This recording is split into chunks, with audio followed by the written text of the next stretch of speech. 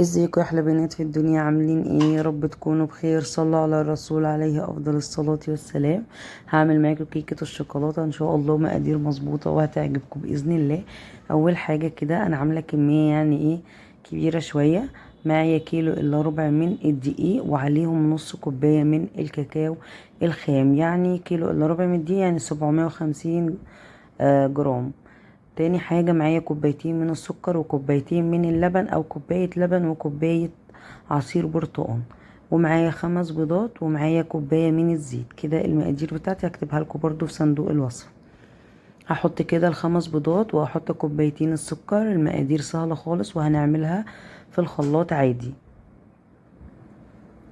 معايا كده كوباية لبن. انا عملت كوباية لبن وحطيت نص كوباية من الفروت اللي هو بطعم المانجا او اليوسفي او البرتقال اللي يعجبكم، بس انا بحب طعم المانجا شوية مع الكيكات وكده اللي انا بكون بزينها بالشوكولاتة.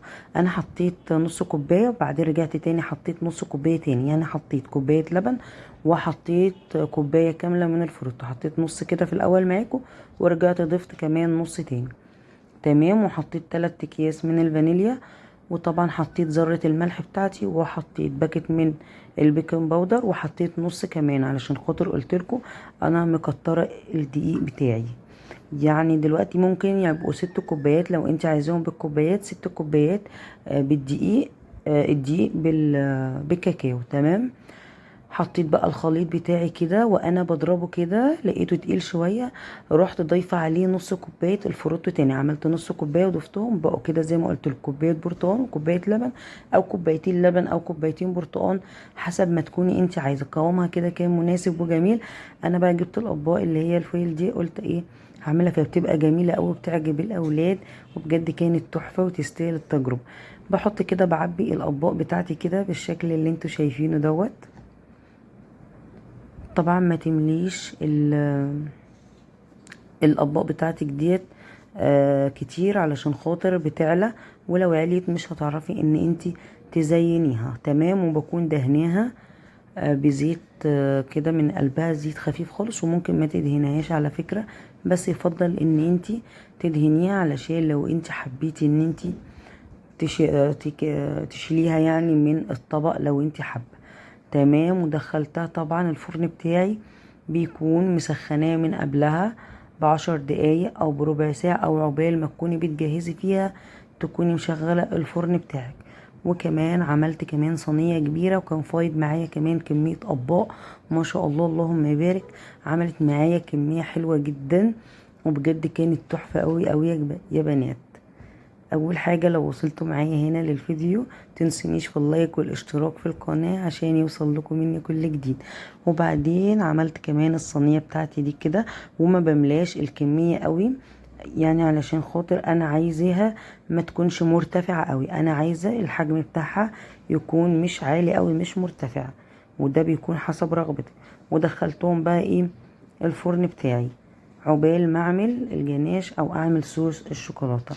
معايا كوبايه كده من الحليب، ومعايا نص كوبايه من الزيت، ومعايا 4 معالق كبار من الكاكاو.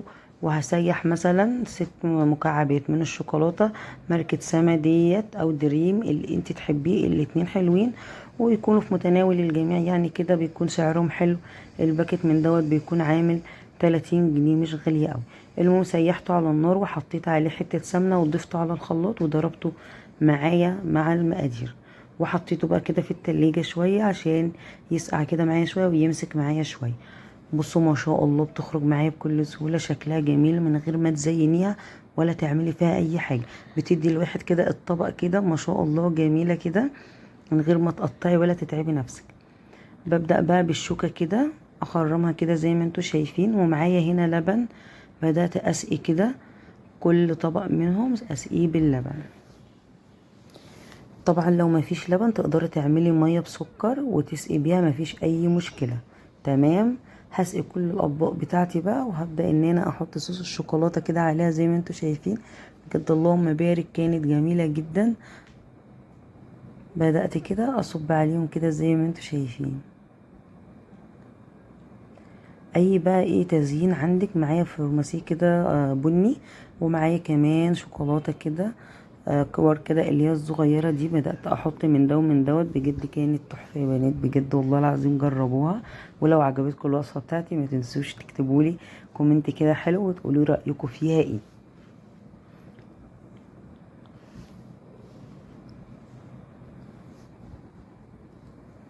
هزين كل الاطباق بتاعتي بقى بالشكل اللي انت تحبيه. عايزه بقى تحطي عليها كريم شانتيه، انا فضلت اعملها بصوص شوكولاته بس بتبقى خطيره يا جماعه من غير كريم شانتيه، وبرده بالكريم بتبقى تحفه. بس انا عملتها بالشوكولاته بس كانت جميله جدا وكانت تحفه. وبدأت برضو اعمل نفس اللي عملته مع الاطباق الفويل، بعمله مع الصينية ديت. واتفاض معايا كمان كمية من اطباق تاني عملتها تاني، ما شاء الله الكمية كانت وفيرة وكانت كتير. ودخلتها الفرن بقى وانا بزين دول، كانوا دوكان في الفرن عشان خاطر دخلت دول مع بعض مرة واحدة. لايك بقى واشتراك في القناة عشان يوصل لكم مني كل جديد لو عجبكم الفيديو. ما شاء الله اللهم بارك، كانت تحفة بجد.